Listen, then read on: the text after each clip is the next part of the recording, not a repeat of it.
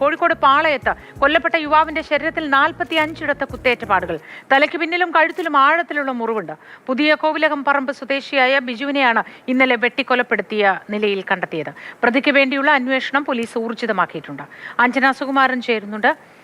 അഞ്ജന, വളരെ ക്രൂരമായാണ് കൊലപ്പെടുത്തിയിരിക്കുന്നതെന്നാണ് ഇതിലൂടെ നമുക്ക് മനസ്സിലാക്കാൻ കഴിയുന്നത്. പ്രതിക്ക് വേണ്ടിയുള്ള തിരച്ചിൽ ഏത് ഘട്ടത്തിലാണ്? വിവരങ്ങൾ എന്തൊക്കെ? ഗുഡ് മോർണിംഗ് മുക്തി. ക്രൂരമായ കൊലപാതകം എന്ന് തന്നെയാണ് ഇതിൽ നിന്നും മനസ്സിലാക്കേണ്ടത്. ഇത് പ്രാഥമിക പോസ്റ്റ്മോർട്ടം റിപ്പോർട്ടിലാണ് ശരീരത്തിൽ ഇങ്ങനെ 45 മുറിവുള്ളതായി കണ്ടെത്തിയിരിക്കുന്നത്. ശരീരമാസകലം 45 ഇടങ്ങളിലായി മുറിവേറ്റതിന്റെ പാടുകളും കണ്ടെത്തിയിട്ടുണ്ട്. അതിൽ പ്രധാനമായും കഴുത്തിലും അതോടൊപ്പം തന്നെ തലയുടെ പുറകിലുമാണ് ആഴത്തിലുള്ള മുറിവുള്ളത്. കഴുത്തിൽ വലിയ രീതിയിൽ മുറിവുണ്ടായിട്ടുണ്ട് എന്നുള്ളതാണ് പോസ്റ്റ്മോർട്ടത്തിൽ പറയുന്നത്. തലയ്ക്ക് പുറകിൽ ക്ഷതമേറ്റതിന്റെ പാടുണ്ട്. ഭിത്തിയിൽ ബലം പ്രയോഗിച്ച് തല ഇടിച്ചിട്ടുണ്ട് എന്നതിന്റെ കണ്ടെത്തലും ലഭിച്ചിട്ടുണ്ട്. ഏതായാലും സ്റ്റെയിൻലെസ് സ്റ്റീൽ പോലുള്ള ഒരു ഉപകരണം, അത് കത്തിയായിരിക്കാം എന്നുള്ളതാണ് പറയുന്നത്.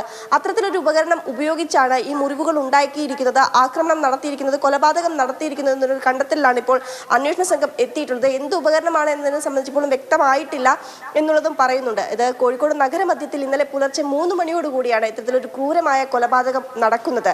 ബിജു ഒരു ക്ഷീര കർഷകനായിരുന്നു.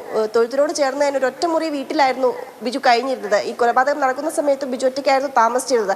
ആരാണ് ഇത്തരത്തിലൊരു കൃത്യം ചെയ്തതിനെ പറ്റിയിട്ടുള്ള സമഗ്രമായ അന്വേഷണം ഏതായാലും പോലീസ് ആരംഭിച്ചിട്ടുണ്ട്.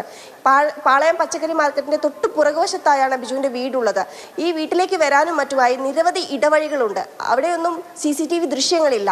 പാളയം പച്ചക്കറി മാർക്കറ്റിന് ചേർന്നുള്ള ഭാഗങ്ങളിൽ നിന്നൊക്കെ പോലീസ് ഇതിനോടകം തന്നെ CCTV ദൃശ്യങ്ങൾ ശേഖരിച്ചിട്ടുണ്ട്. ഇന്നലെ രാത്രി മുതൽ ഇതുവഴി പോയിട്ടുള്ള ആളുകളെ പറ്റിയുള്ള ഡീറ്റെയിൽസ് ഒക്കെ പോലീസ് കളക്ട് ചെയ്യുന്നുമുണ്ട്. ഏതായാലും പ്രതികളെ കുറിച്ചുള്ള ചില സൂചനകൾ ലഭിച്ചിട്ടുണ്ട് എന്നുള്ളതാണ് കമ്മീഷണർ ഉൾപ്പെടെ പറയുന്നത്. ഏതായാലും വൈകാതെ തന്നെ പ്രതികളിലേക്ക് എത്തിച്ചേരാനാകുമെന്നുള്ളതും പോലീസ് പ്രതീക്ഷിക്കുന്നുണ്ട്.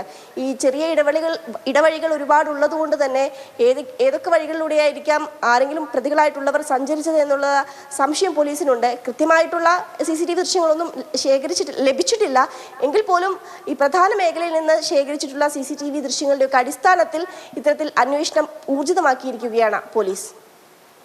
ശരി, അഞ്ജന സുകുമാരാണ് വിവരങ്ങൾ പങ്കുവച്ചത്. അതിക്രൂരമായാണ് കൊലപ്പെടുത്തിയിരിക്കുന്നത്. ഏതായാലും CCTV ദൃശ്യങ്ങൾ അടക്കം പരിശോധിച്ചുകൊണ്ട് പോലീസ് ഊർജിതമായ തെരച്ചിൽ നടത്തുകയാണെന്നാണ് മനസ്സിലാക്കുന്നത്.